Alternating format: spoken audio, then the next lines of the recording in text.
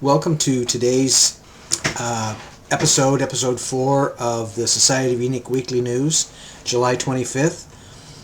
Today's topic is botany and mycology, primarily as it relates to food production. And as promised, I'm going to go over some information that will help you change your black thumb into a green thumb. I'm going to kind of share the secrets of being able to successfully grow things. And so let's get started. In order to turn your black thumb into a green thumb, you're going to have to understand a little bit more about botany, or the biology of plants. Most of what we see when we think of plants is the part that's above the ground. But there's an equally important, and probably more important in terms of care, system that's under the ground. An important general rule to understand is that the surface area of leaves remains about equal to the surface area of the roots of a plant. And the reason for that is that evaporation of moisture from the leaves draws moisture and food up to the leaves to be processed. So that's kind of an ongoing process. And just like if you stopped eating, you would die, or if you stopped drinking water, you would die, the same is true of a plant. In my experience, most people who have black thumbs have problems primarily with water. But there are a number of issues you need to be concerned about.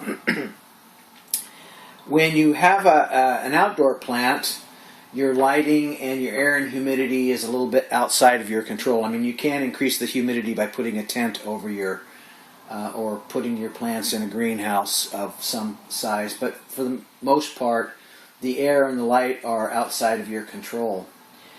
But in the ground is not just dirt, and when you water a plant, it's not just water that the roots are uptaking. There's food, of course, nutrients. This can be minerals, it can be nitrogen compounds, it can be a number of things that the plant takes up and then processes into cellular material and into energy. In order to have healthy soil, in other words, in order to keep your roots healthy, which is what will keep the above the ground plant healthy, you need to have water and food and air. Roots need air. They need oxygen almost as much as they need water. And if you water too heavily, you can literally drown the plant because you'll suffocate the roots.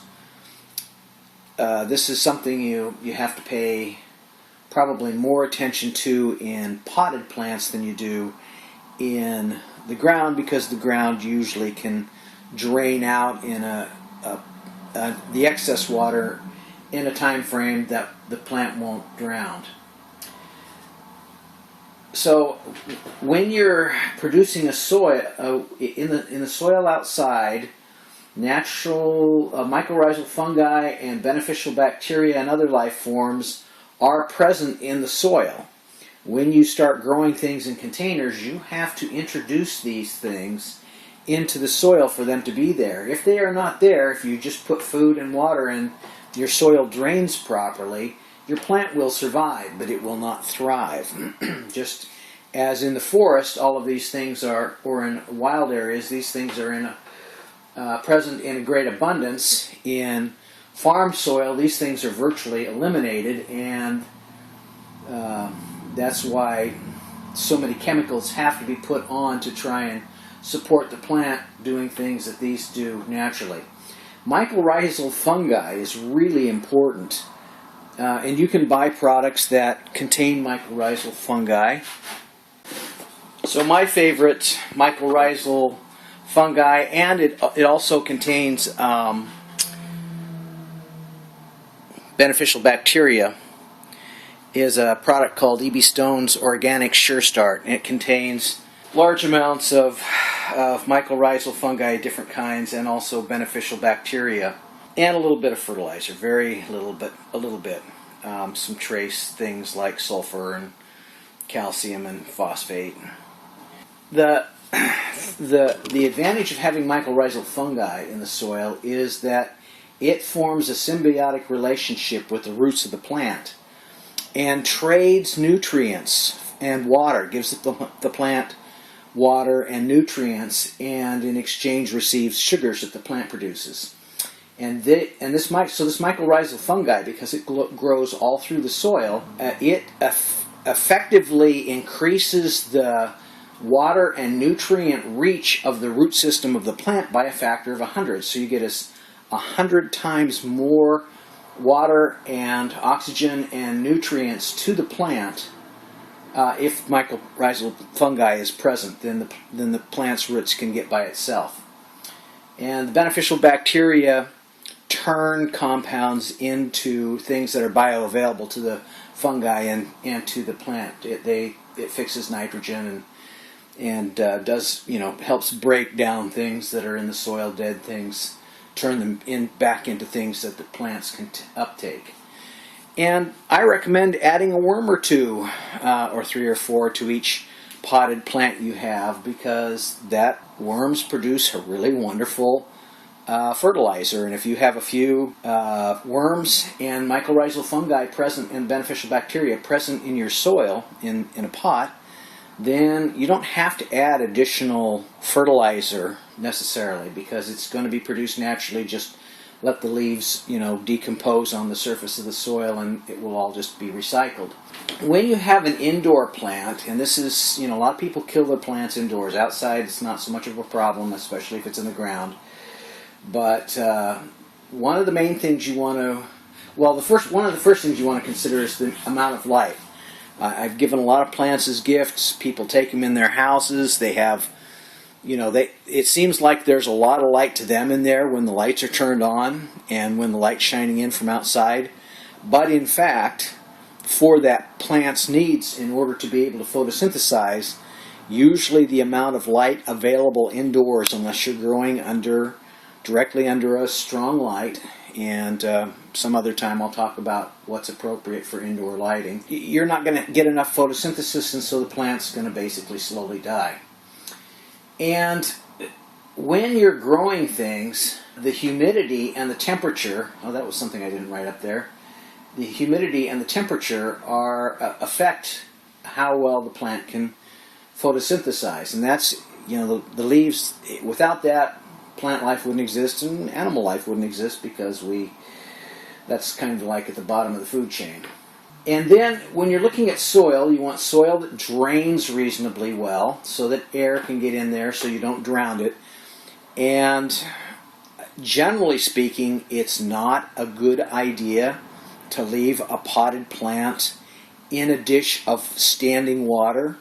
You want to water the plant and let the water drain out into the dish and then get soaked back up. And if whatever's left over 24 hours later should be poured out, because that's more water than the plant can use, and you then begin to starve some of the lower roots of oxygen. And so that's, but we're going to go outside here, and I'm just going to kind of demonstrate real quick some techniques for learning how to water properly, because that's where most of the black thumb issues arise, is from not watering properly. So we're outside, and I have a few potted plants here. And one of the things that a lot of people judge whether or not their plant is in need of water is by the appearance of the soil. The top of this is, clearly dry in appearance, whereas this has more of a damp appearance. It's darker, and you can see that there's moisture in it. But the truth is, this doesn't need water right now, and the way you can tell is not so much by the appearance, although that can be a good indication that you need to check a plant. The best way to tell is to pick the plant up and heft it. You can feel the weight. When one's dry, like this one is, this one's pretty dry, and it's light as a feather. I mean, it's like you know, it's very light, and I can tell that this needs a good soak. And this is one that I just soaked. If you look closely, you can see that there's water dripping out. Where's it go? You can see the water dripping out. So what I did was I set this in a bucket because this got really dry, and I let it soak overnight. And this is one of the secrets to being a green thumb. Oh, I'll show you another one in just a second. So here you see a leaf that has died, at least part way back. Most people freak out. New plant owners freak out when they see a leaf die. It's normal, unless it's on all the leaves. It's not something you need to worry about. One leaf dying is not a big deal. And you just cosmetically prune. You remove anything that's not pretty, and then your plant looks pretty. So that's one of the secrets to having great looking plants. People come over to my house, say, "Oh, your plants look so beautiful.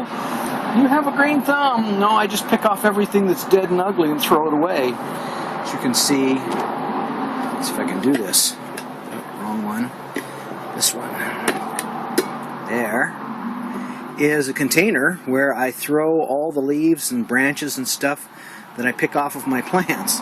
And as you can see, it's pretty full. It's about due to be taken to the compost pile. So, yeah, let's go back into the studio for a minute, and I'll talk about specifically how to water something that has become too dry.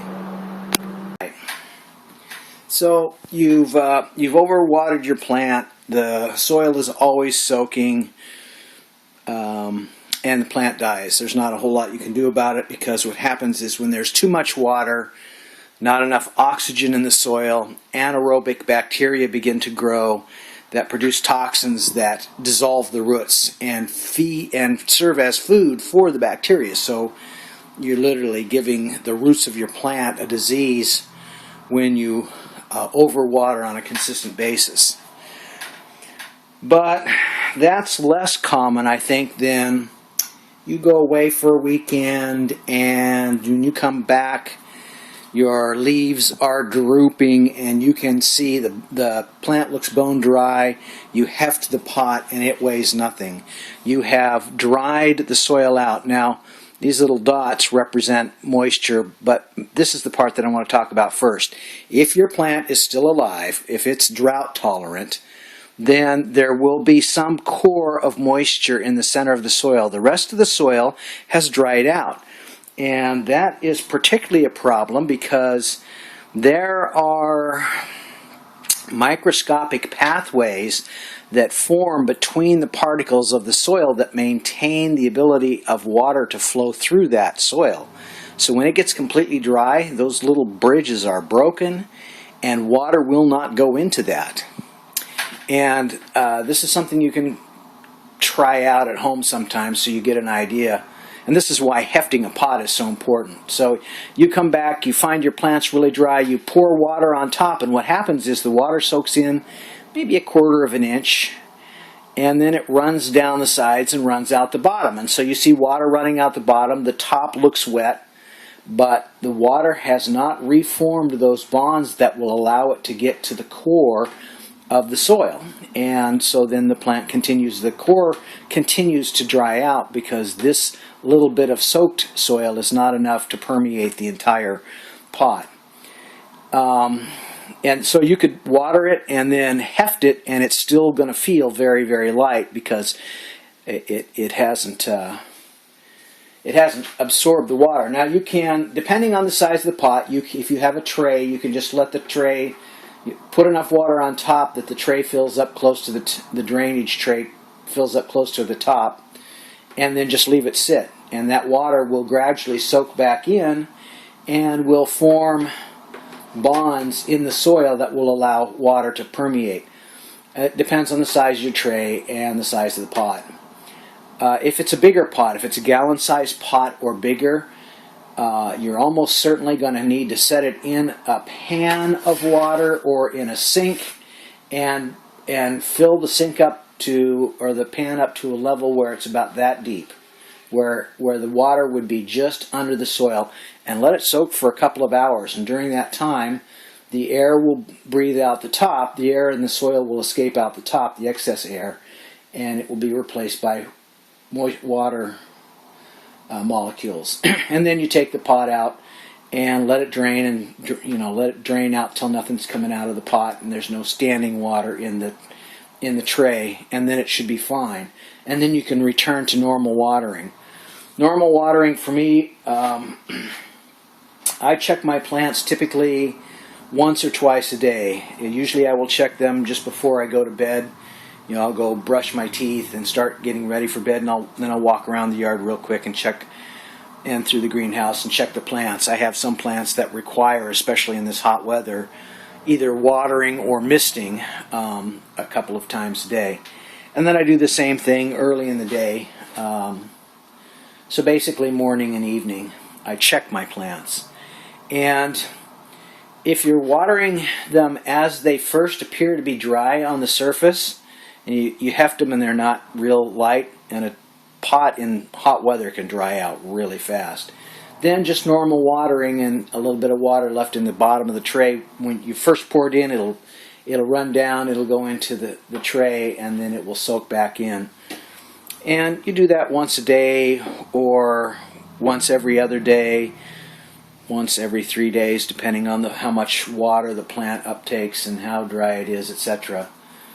Just don't ever let it get to where when you pick it up it's light, and you'll be able to feel when you pick it up and it starts getting light. You'll pretty soon you'll learn the difference between when it's got field capacity, and field capacity of soil is when if you were to take a handful of soil and squeeze it, you could squeeze it really hard and get a few drips out, but if you opened it up, you couldn't get any drips out. If you laid it on a napkin, it wouldn't make the napkin wet. That's field capacity, and that's the ideal growth environment for the root system, is soil that's at field capacity. And you'll get a feel for that. You'll get a feel for when it's full, when you've just soaked it over for several hours and it's drained out and it's really heavy, and then when it's about halfway, you'll be able to tell. And when it's getting too light, you'll be able to tell real easy that it needs to be watered right away and possibly soaked. You master the art of watering plants well, and don't miss any times. And you will never kill another plant unless you are dealing with a plant that's difficult to raise in the begin with. Proper watering, I think, is.